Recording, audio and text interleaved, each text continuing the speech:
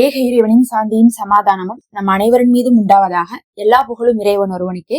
தொடர்ந்து நம்ம நிலவரங்களை பார்த்துட்டு இருக்கோம். இன்னைக்கு வந்திருக்கக்கூடிய சில முக்கியமான தகவலை பார்க்கலாம். ரொம்பவே ஒரு ஷாக்கிங்கான ஒரு தகவல் தான் சொல்லணும். ரொம்ப பேட் நியூஸ் தான் சொல்லணும்.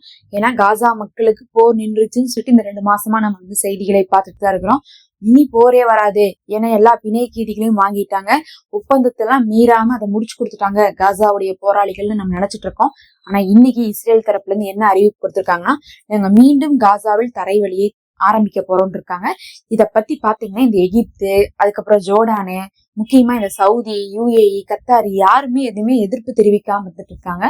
எதுக்காக இவங்க மறுபடியும் தரை வழியை ஆரம்பிக்கிறாங்கன்னு பார்க்கும்போது உங்களுக்கே தெரியும். இந்த இடத்துல வந்து ஆரம்பத்துல அந்த பிணை கைதிகள் வாங்குற வரையுமே இவங்க என்னென்ன பண்ணிட்டு இருந்தாங்கன்ட்டு.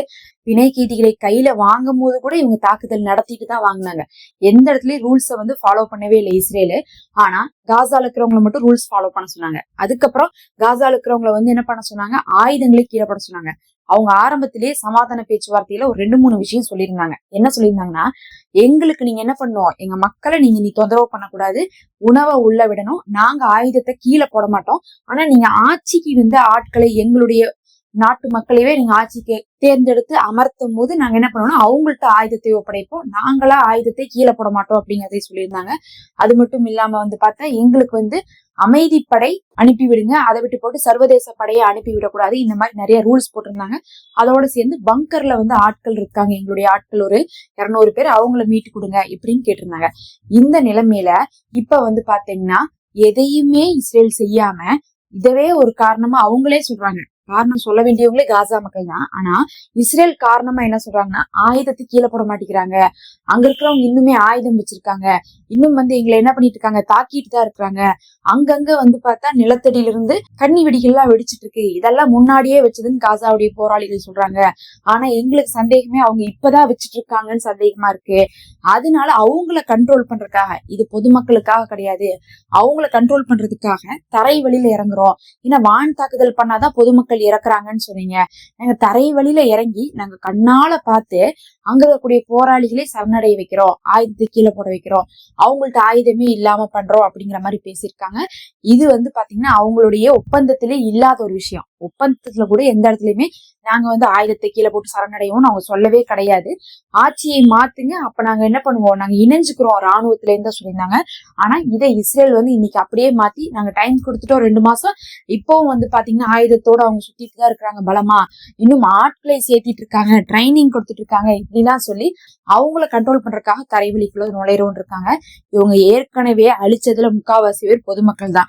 இவங்க என்னமோ வந்து ஏதோ 1-2 பொதுமக்கள் பாதிக்கப்படுற மாதிரியோ, மிச்சவங்க எல்லாமே வந்து போராளிகளை தான் இவங்க புரி வச்சு தாக்குன மாதிரிதான் வந்து என்ன பண்ணிட்டு இருக்காங்க, பேட்டி அளிச்சுட்டு இருக்காங்க.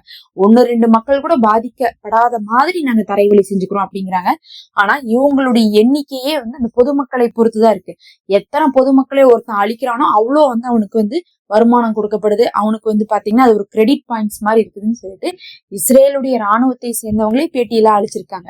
அந்த மாதிரி இவங்க போராளிகள்கிட்ட சண்டை போடாம பொதுமக்களை தான் இதுவரையும் அழிச்சிருக்காங்க.